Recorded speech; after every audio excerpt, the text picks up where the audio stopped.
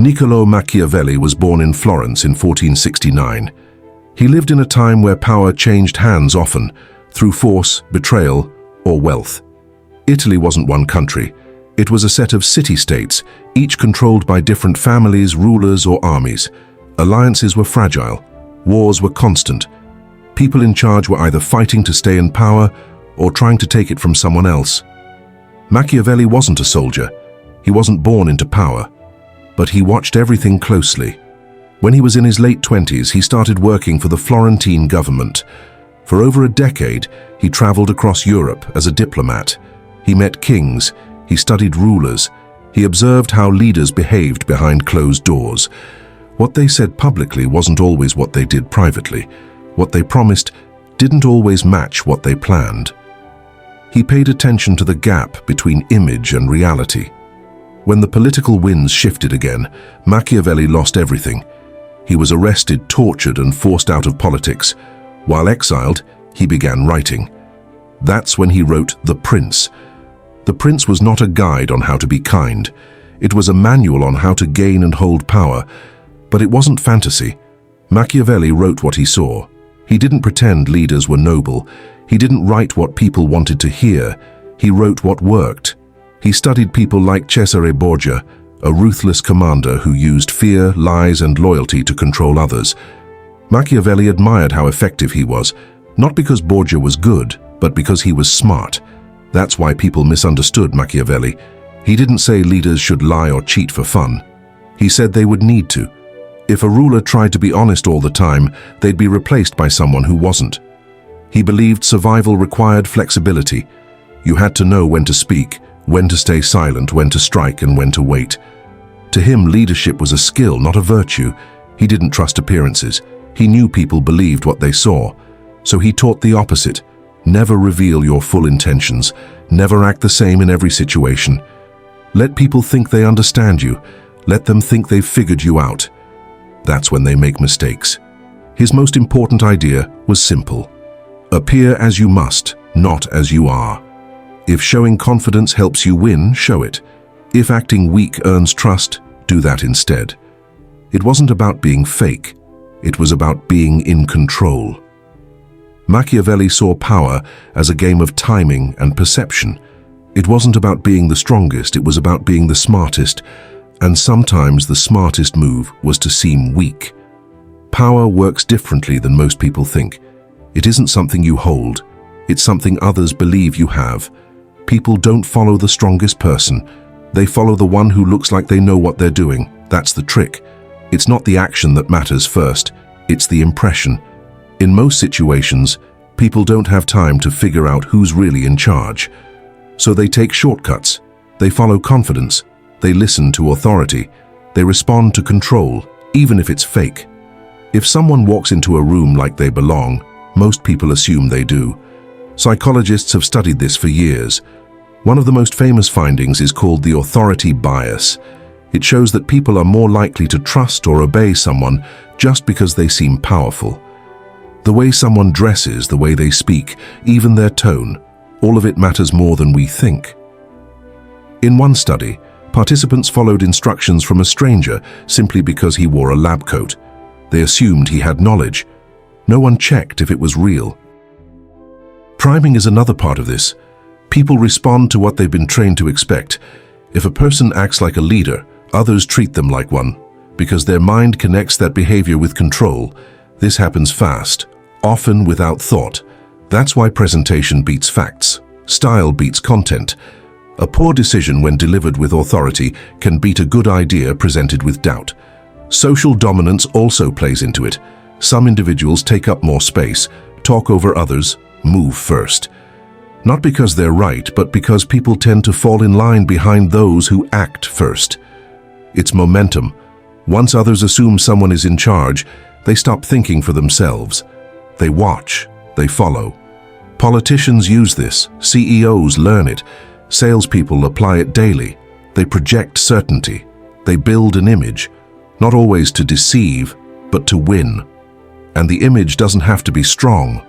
Sometimes looking harmless is better. When people don't see you as a threat, they let their guard down, they share more. They reveal what they normally hide.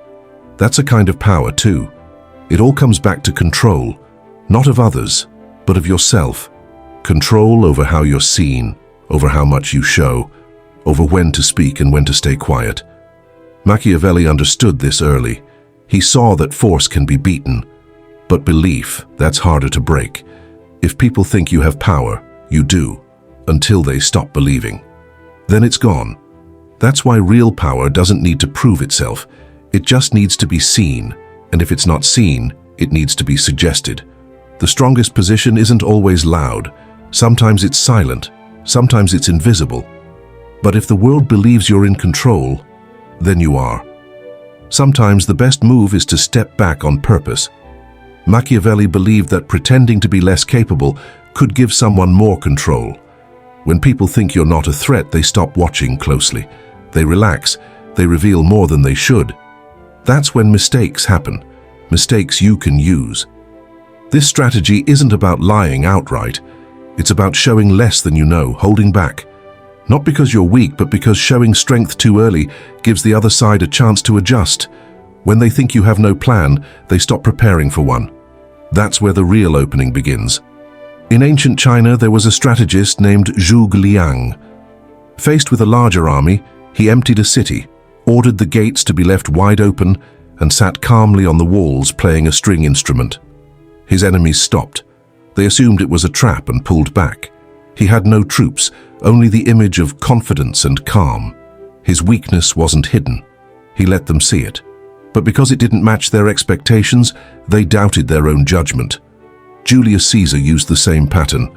Before he took power in Rome, he acted like he didn't want it. He kept a low profile. He avoided looking too ambitious. He praised others. He didn't speak like a man aiming for control. But behind the scenes, he was building alliances. By the time people noticed, it was too late. He wasn't asking for power. He already had it. Today, the same method still works. In job interviews, some candidates underplay their achievements. They shift attention. They let others speak more. They watch. Then they choose the exact moment to show value, when it's most effective. In negotiations, appearing unsure can cause the other side to overpromise, thinking they have the upper hand. On social media, some creators act like amateurs. They play casual. But behind the screen, every move is planned. Psychology calls this the low expectation advantage. When someone expects little from you, they judge you less. They notice fewer mistakes. They're more surprised when you succeed, and they're slower to resist. That gap between what they expect and what you deliver, that's where influence grows. This doesn't mean acting weak all the time. It means choosing when to appear smaller, when to step aside, when to let others underestimate you. It creates space, and in that space, people speak more freely. They expose what they'd normally hide. That's where the real advantage is. Machiavelli didn't see weakness as failure. He saw it as a tool. Used right, it gives you time, room, and information. It lets you control the pace, because if everyone sees you coming, they prepare. But if no one's looking at you, they never see what's next. Machiavelli understood something that most leaders miss. Power isn't just about action. It's about control, but not over others, over yourself. He watched how the most effective rulers carried themselves. They didn't react quickly. They didn't speak unless it served a purpose. They made others wait, speak first, show their hand. And when they moved, it looked like they had planned it all along. In The Prince, he pointed out that a leader who can't control his own emotions will always be controlled by others. If someone can make you angry, they can direct your next move. If someone can make you panic, they've already won.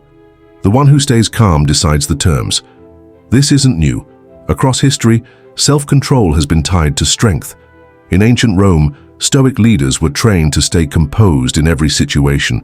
The goal wasn't to feel nothing, but to let nothing push them off balance. When others lost their temper, they stayed quiet. When people demanded quick answers, they paused. That delay wasn't weakness. It was strategy. The longer they waited, the more others gave away. In Japan, samurai trained not just in weapons, but in discipline. Before battles, they practiced stillness. They studied timing. They learned to hold back. It wasn't about being slow, it was about being exact. If your enemy is guessing, you have the advantage, but if you're unpredictable, you can't lose control. Their code was strict because unpredictability wastes energy. Precision wins. You can see the same pattern in poker. The best players aren't the ones who play the most hands. They're the ones who show nothing, no emotion, no signals. They fold without reaction. They win without expression. Because once your face gives something away, you're not playing the game anymore, you're being played. Psychology supports this. Studies show that impulse control is linked to how people judge status. The more control someone shows, the more power others assume they have. If you respond slowly, people see intention. If you're calm in chaos, they believe you've seen worse. Control becomes its own language. This is why public figures train for it. Presidents are coached on how to react during crisis. CEOs prepare for bad news. Their reactions aren't just personal, they're public. If they look shaken, investors lose trust. If they stay measured, people follow. Not because the situation is better, but because it feels like someone's in control. Machiavelli saw this clearly. He didn't ask leaders to fake calm. He wanted them to master it, not by avoiding emotion, but by using it carefully.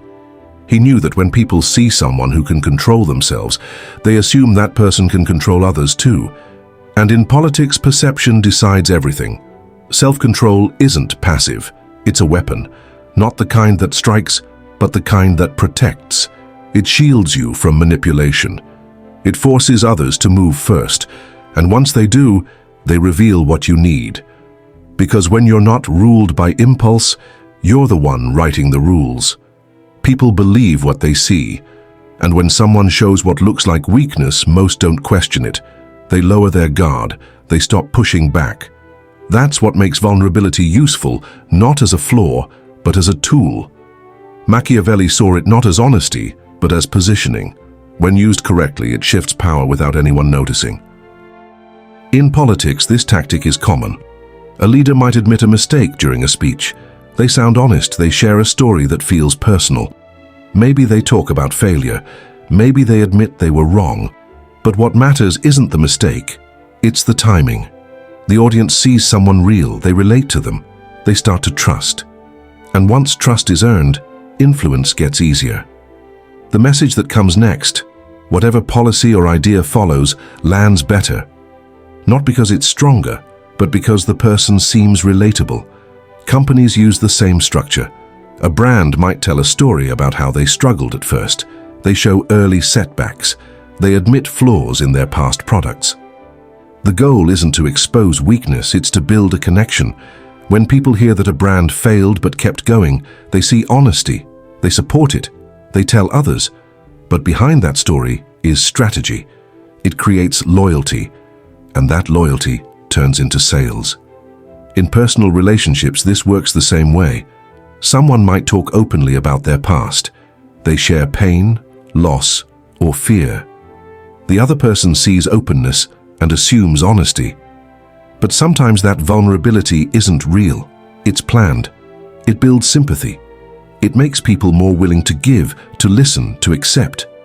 It shifts control without pressure. Because once someone believes they're trusted, they become more forgiving. They become easier to influence. Psychologists have studied this. When someone admits a small flaw, people often find them more credible. It's called the pratfall effect. A little mistake makes someone seem human. It makes them likable. And once they're likable, their message becomes stronger, even if it hasn't changed. But the danger is in how that impression is used. Vulnerability can be a bridge, or it can be a weapon. The person who shares may not want support. They may want leverage. By appearing open, they gain access. They're allowed to say more, ask more, take more, because others feel responsible for them.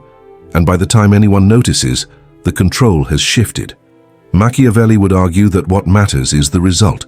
If showing weakness helps achieve a goal, it's not weakness at all. It's a move. He wouldn't ask if it's right. He'd ask if it works.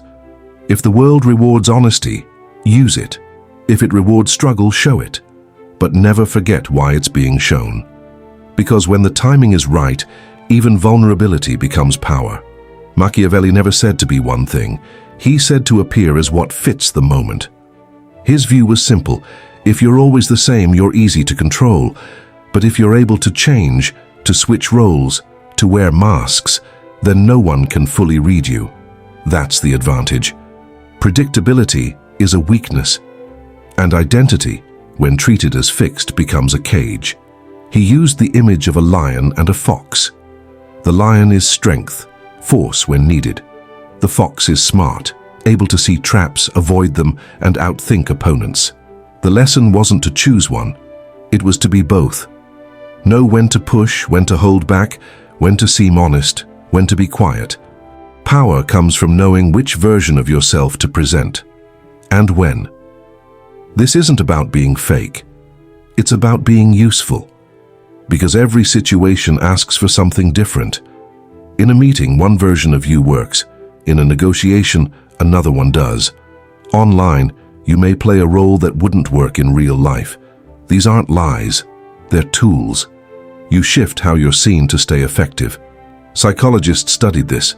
Carl Jung spoke of the shadow, the part of ourselves we don't show, not because it's evil, but because it doesn't fit the image we project. Erving Goffman called it the social mask. His view was that all of life is performance. In every interaction we manage impressions. We choose our words, our tone, even our posture. Not to deceive, but to function. Online, this is amplified. Social media lets people shape entire identities. One person, multiple accounts, one life, many stories. Someone might present as casual on one platform, professional on another, sarcastic on a third. None of it is necessarily false. Each version is crafted to fit a purpose. That's Machiavelli, through modern tools. Elon Musk is a good case. One moment he's making memes, the next he's leading a multi-billion-dollar company. He jokes online, argues with regulators, then launches a rocket. The contrast is sharp. But it works. The public sees unpredictability, brilliance, maybe chaos. But that confusion creates power. It stops others from knowing how to respond. It builds space to operate freely. He becomes hard to contain because no one knows which version they're dealing with. Napoleon did something similar. He came from simple roots. But instead of hiding it, he used it. He told stories of his past that made him relatable. Then, once he had power, he let the myth grow. He wasn't just a man, he became a symbol. Soldiers followed him not just for orders, but for what he represented. He crafted a version of himself that went beyond what was real. And that version won battles before they even started. This is the method Machiavelli described. Never reveal everything. Keep people guessing. Let them assume, misread, and adjust to what they think you are. Because once someone believes they know you, they build plans around that version.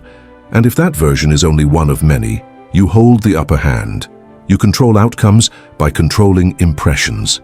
And to do that, you have to be flexible. One self, many forms. Not by accident, by intent. That's how you stay in control while appearing open. How you shift roles while keeping your position. How you adapt without losing direction. In Machiavelli's world, the mask isn't deception, it's survival. There's a limit to strategy. A point where manipulation stops working, not because it fails outright, but because it stretches too far. Machiavelli warned about this. He understood that deception could gain power, but if used too often, it would destroy the one who uses it. Control depends on belief, and once belief breaks, so does everything built on it.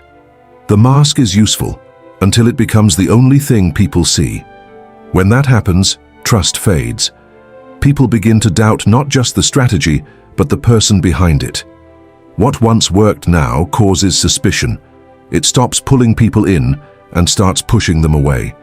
The moment a persona takes over completely, it replaces the core of who someone is, and what looked like strength turns into a weakness. Adam Neumann built WeWork around a story. It wasn't just a company, it was a vision. He wasn't just a CEO, he played the role of a revolutionary. The language was big. The pitch sounded more like a movement than a business. For a while it worked. Investors poured in billions. He sold the dream of changing the world through shared office space. But as the image grew, the foundation thinned. Behind the mask, the numbers didn't match the claims. Spending was out of control. The company structure was unclear. Yet Neumann kept pushing the same message. The mask stayed on. Every failure was spun as a step toward something bigger. Eventually, it collapsed. Not because the idea had no merit, but because the story was pushed too far. People no longer saw leadership. They saw a show. And when the performance cracked, the entire company fell with it. Elizabeth Holmes did something similar. She presented Theranos as a revolution in healthcare. A small blood test, rapid results, game-changing technology. The story was polished. The look was consistent. She mirrored the image of great tech founders. Her voice, her clothes, even her public speaking style, all crafted to fit the role. But the product didn't work. The tech wasn't real. Behind closed doors, employees raised concerns, but publicly the image continued. She kept selling confidence, kept using words like disruption and innovation, and it bought her time. She got funding. She partnered with major companies. But time ran out. The gap between reality and presentation became too wide. When it broke, the damage was severe. Legal action followed, reputation gone. Another case where the mask outlived its usefulness. Machiavelli wouldn't have been surprised. He said deception can be powerful, but it must be controlled, used selectively. Once it becomes the default, it invites exposure. He warned that people are not fools forever. Eventually they compare what they're told with what they see. If those don't match, the fallout is hard to stop. This is where manipulation turns against itself. It creates distance. It invites doubt. The more someone hides behind a role, the less they're trusted. Relationships start to break. Not just professional ones, personal ones too. Because when people feel used, they disconnect. When they stop believing, influence ends. The irony is that the same tactics that build power can also destroy it. The mask that creates opportunity can later isolate. The persona that opens doors can eventually shut them. Without a balance, the strategy becomes the trap. Machiavelli's lesson was sharp. Use deception when needed, not always. Control how you're seen, but remember who's watching. Power gained through appearance must still rest on something real, or it crumbles. Slowly, then all at once. Machiavelli spoke to leaders, but his ideas apply beyond politics. They're about people, how they act, how they think, how they respond to pressure. That's why these methods still matter. But they raise a question. Where's the line? When does influence turn into control? And how do you use this without becoming what you once opposed? The answer starts with intent. Influence guides people. Manipulation bends them. One respects choice, the other removes it. Both use the same tools, tone, timing, posture, words, but one is transparent, the other hides purpose. If you apply Machiavelli's ideas only to win, they'll break things around you. But if you use them to manage situations, not dominate them, they become useful. Strategic self-control isn't about lying. It's about choosing response over reaction. Most people act from habit. If they're angry, they speak. If they're nervous, they show it. But when you pause, think, and choose how to act, you shift the frame. You stop being pushed. You start shaping outcomes. At work, this can be the difference between being overlooked and being effective. In a job interview, most people try to impress, but the more pressure they show, the less confident they seem. If instead, you present calm, not fake confidence, just steadiness, you create space. You don't need to overstate your value. Let them ask more. Let curiosity do the work. The same approach works in meetings. Speak less, say more. If others are emotional, stay neutral. That contrast builds authority. Not because you pushed for it, but because people recognize control when they see it. In conflict, the tactic shifts. Don't meet anger with anger. That escalates. Stay composed. Not to appear passive, but to hold ground without fueling the fire. When people argue, they expect resistance. But if you don't react the way they predict, they're forced to rethink. That pause can reset the conversation, not by force, but by removing the path they were ready to walk. Negotiation is another space where power depends on silence as much as speech. If you show what you want too early, you give up leverage. But if you hold back, Ask more, speak less, you gather information, and with that, you make better moves. Control isn't about speaking louder, it's about seeing more before acting. In social spaces, these ideas work too. You don't need to impress everyone. You don't need to speak first or act dominant. Sometimes, being quiet makes others fill the silence.